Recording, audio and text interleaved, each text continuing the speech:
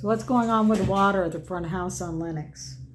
Okay, so here's what's happening with the water at the front house on Lenox. The pump is supplying an enormous amount of pressure. When you go outside where the pump is at and you turn on the water spigot, it just comes out like a fire hose. Plenty of volume, plenty of pressure. But if you go inside and you try to turn on the bathtub or the sinks are coming out, but it's not that great. The bathtub dribbles the water. If you flush the toilet, it barely fills. The washing machine really doesn't even add water to the washing machine inside hardly at all. So she's really unable to use her washing machine. She can't really take showers because it just dribbles out. Now, the piping, it looks like, that goes inside starts off as PVC or CPVC when it leaves the well pump. But somewhere it's turning into galvanized, because when you go inside and you look at the hot water heater, the water line coming out of the floor is galvanized pipe, and it comes up, it's connected through a flexible tube to the hot water heater. Now, the hot water heater was replaced, I think, last year, last year, maybe a year and a half ago. And so that hot water heater, the water comes up, goes to there, but then it tees off and supplies somewhere, tees off and supplies the water to the rest of the cold water side of the house, right? The hot water side, after it comes out of the hot water heater, drops down below the house, goes to your bathtub, your sinks, and your washing machine.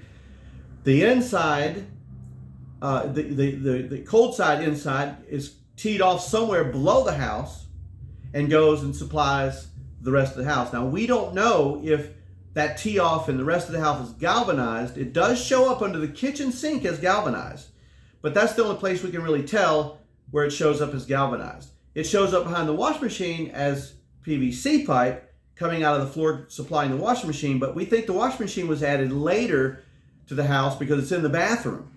And we know they didn't build a house with a washer and dryer in the bathroom as old as this home is. So the reality is, the fix for all this is probably, because it's on that well pump, it could have a situation where that galvanized pipe that's going through, or even the PVC, we had a problem with the toilet before, that the scale that builds up from wells has taken this pipe, which, by the way, it's only about a three-quarter galvanized pipe that runs up to the water heater anyway. So we're figuring that it's probably 3/4 inch galvanized pipe that is supplying most of the place, and that's what shows up under the kitchen sink, by the way, and turns into PVC before it supplies the sink.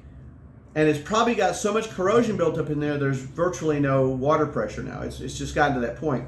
The tenant there says this has been an ongoing thing for years, even before you bought the property. So it's something we're going to have to attack, because she can't take a shower now. It's just gotten to the point, she says she's been dealing with it. It's gotten to the point now where she can't even take a shower, and that's when you really have to step in and take care of this. So what we're going to have to end up doing is we're going to have to find out if the CPVC, where it comes out of the well pump area, it goes towards the house. We're going to have to dig around the back of the house where we see the galvanized go in. We can watch the galvanized go into the ground, by the way. So we have to dig that up, follow that back, and find out where the CPVC connects to it, and then connect to that point, which we're hoping will be right at the house.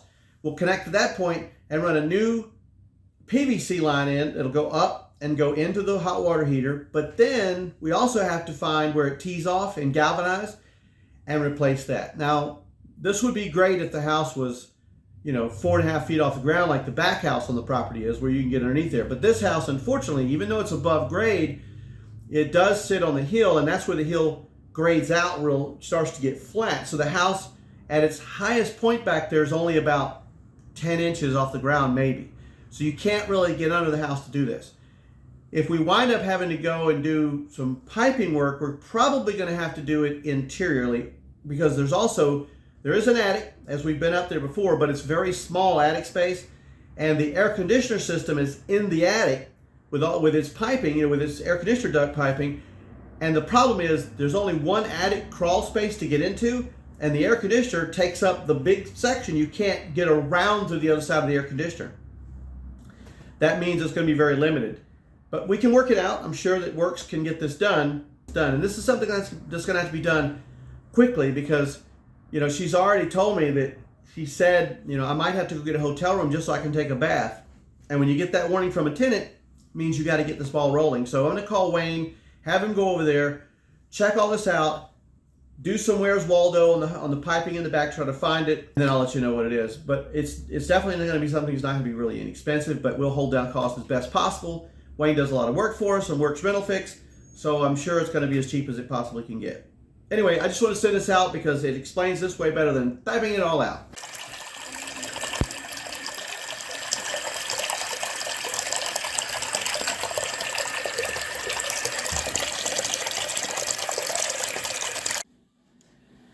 Check this out.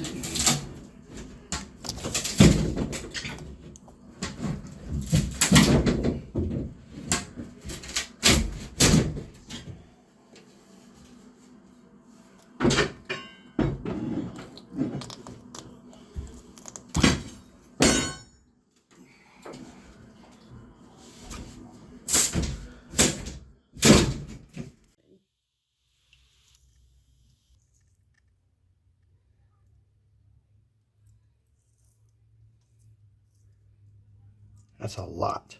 Look at that. That is a ton.